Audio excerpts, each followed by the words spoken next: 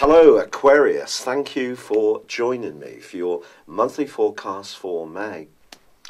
The month begins with the Sun still in the sign of Taurus, but Mercury, the planet of communication, which has been tracking in the sign of Aries for an extended period due to the retrograde, is going to be emerging from shadow on the 4th.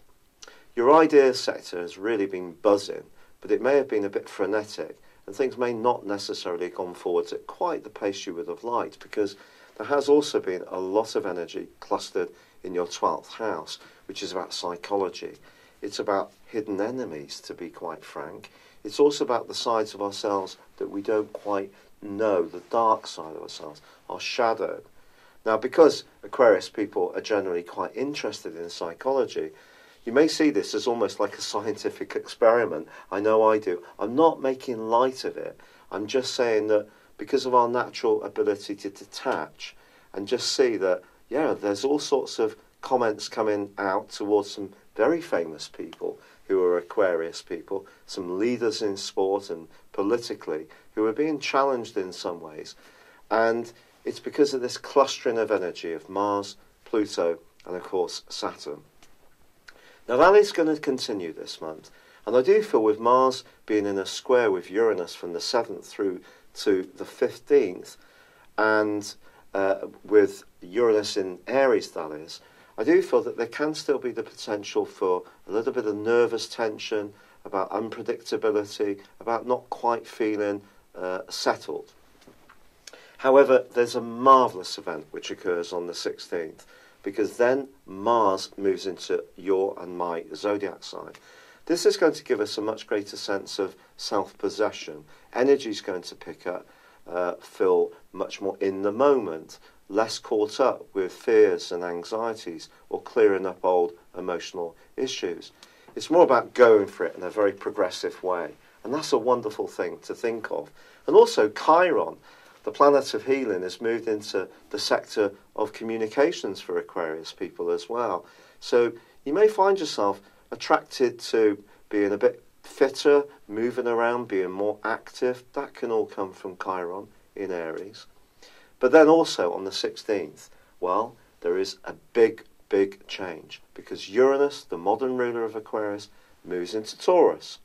Now, it's going to be here on a temporary basis through to the 5th of November.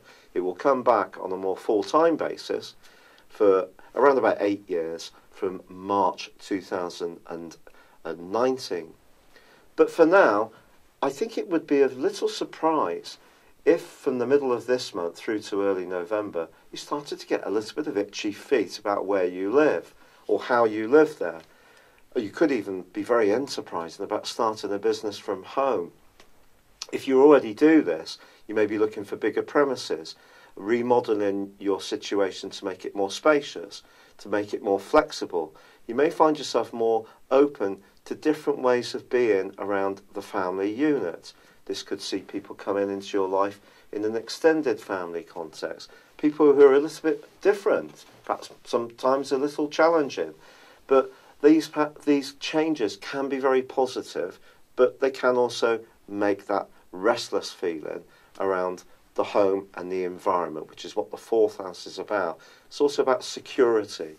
So if you've ever thought of uprooting and moving to somewhere, for example, by the sea or by a river, or moving to a big, exciting, buzzy city, or moving overseas, if you've ever had these kind of dreams, they could really start to take hold from the middle of this month. But in the second part of May, well, Uranus and Mars are still in a square.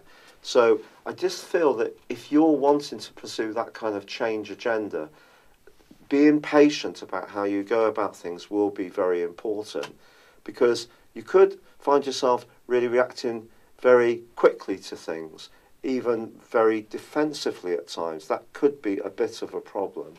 So just give yourself the advanced knowledge that you just can find a bit more impatience around where you live. You need more stimuli, but there may be times when you don't want any and you just want to sit quietly in a darkened room. I've done it for years. But seriously, it is a chance to make changes in an exciting and enterprising way. Now, Jupiter, of course, the planet of growth, that does continue to track backward in the sector of ambitions.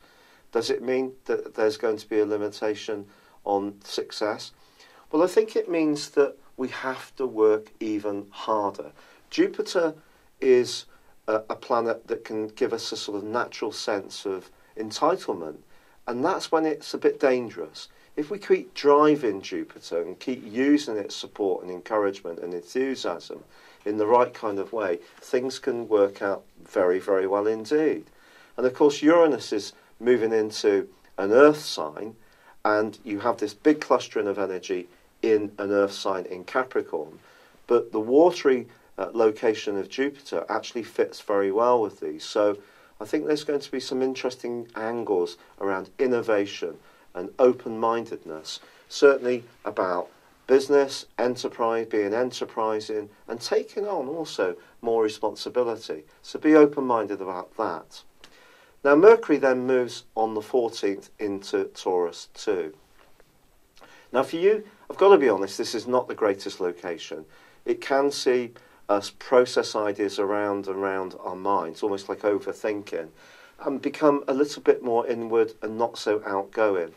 But the wonderful bonus that comes for the first 3 weeks of this month comes in the guise of Venus, which is in a gorgeous location.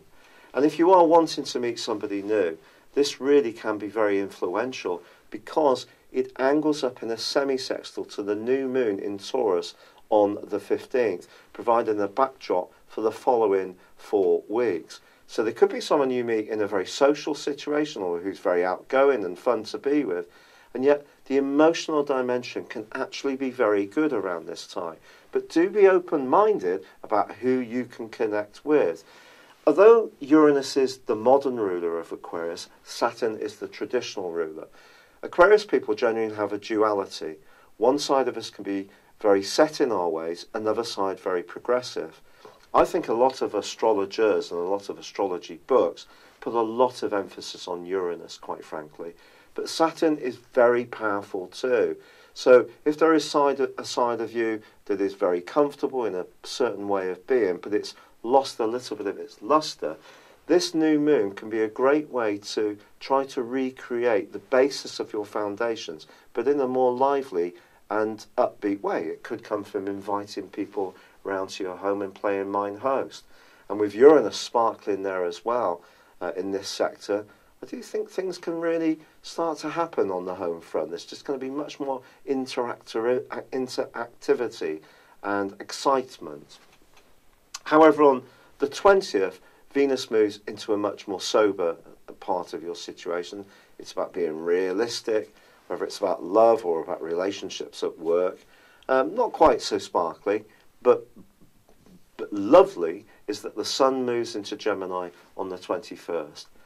To be honest, it can't really get much better than the Sun making its way through Gemini for Aquarius people. This is the 5th house of self-expression. Obviously, Venus is in this location for the first 3 weeks of this month. So the Sun takes over and is joined by Mercury itself quite late on the 30th. Now, there is a full moon, and it's a complex full moon. It occurs in the sign of Sagittarius.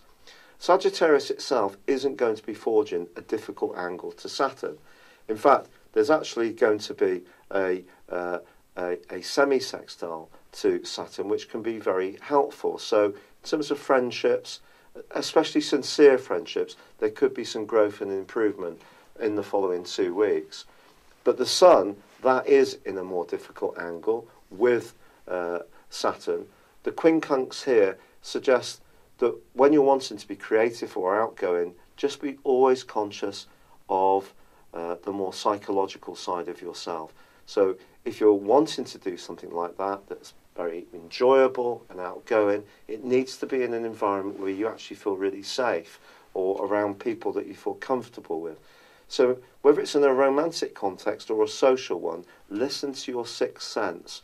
Let it guide you. Don't let the mind have too much of a bearing, because obviously the Sun in Gemini is very logical. It's airy, like you. But this is an opportunity to be playful, but also mindful of deeper emotional needs, which are still going to be very, very hotly stirred up by Saturn and Pluto for all of this month, and Mars for half of this month. So that's the picture for May. I do feel there's an awful lot to go for, but there is going to be that potential for change about where you live, how you live there, and who with. It's been a real pleasure being with you, Aquarius. I'd love it if you would like or comment on this video, or if you've yet to do so, subscribe to my channel. But for now, good luck and goodbye. Hello, thank you so much for watching my video. I'd love you to join me at my Horoscope Ace app. You can find this at www.horoscope-ace.com.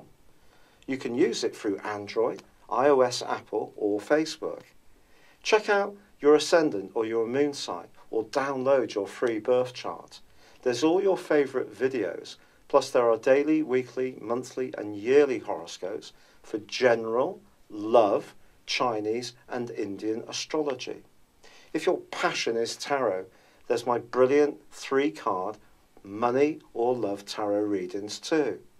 And it's all there at www.horoscope-ace.com.